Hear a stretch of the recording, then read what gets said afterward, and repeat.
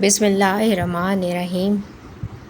حضرت محمد صلی اللہ علیہ وآلہ وسلم پر وحی کا ابتدائی دور اچھے سچے پاکیزہ خوابوں سے شروع ہوا۔ آپ خواب میں جو کچھ دیکھتے وہ صبح کی روشنی کی طرح صحیح اور سچا ثابت ہوتا۔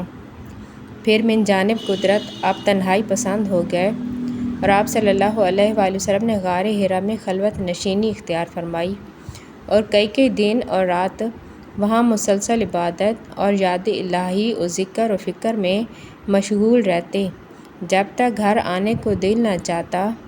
توشہ ہمراہ لیے ہوئے وہاں رہتے۔ توشہ ختم ہونے پر ہی اہلیہ محترمہ حضرت خدیجہ رضی اللہ تعالیٰ عنہ کے پاس تشریف لاتے اور کچھ توشہ ہمراہ لے کر پھر وہاں جا کے خلوت گزین ہو جاتے۔ یہی طریقہ جاری رہا یہاں تک کہ آپ حق منکشف ہو گیا اور آپ غار حرا ہی میں قیام پذیر تھے کہ اچانک حضرت جبرائیل علیہ السلام آپ کے پاس حاضر ہوئے اور کہنے لگے کہ اے محمد پڑھو۔ آپ فرماتے ہیں کہ میں نے کہا کہ میں پڑھنا نہیں جانتا۔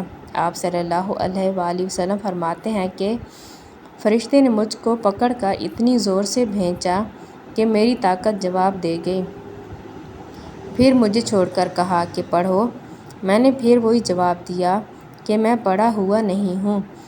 اس فرشتے نے مجھ کو نہایت ہی زور سے بھینچا کہ مجھ کو سخت تکلیف محسوس ہوئی، پھر اس نے کہا کہ پڑھ۔ میں نے کہا کہ میں پڑھا ہوا نہیں ہوں۔ فرشتے نے تیسری بار مجھ کو پکڑا اور تیسری مرتبہ پھر مجھ کو بھینچا، مجھے چھوڑ دیا اور کہنے لگا کہ پڑھو اپنے رب کے نام کی مدد سے جس نے پیدا کیا اور انسان کو خون کی پھٹکی سے بنایا۔ پڑھو اور آپ کا رب بہت ہی مہربانیاں کرنے والا ہے۔ بس یہی آیتیں آپ حضرت جبرائیل علیہ السلام سے سن کر اس حال میں غار حرا سے واپس ہوئے کہ آپ کا دل اس انوکھے واقعے سے کانپ رہا تھا۔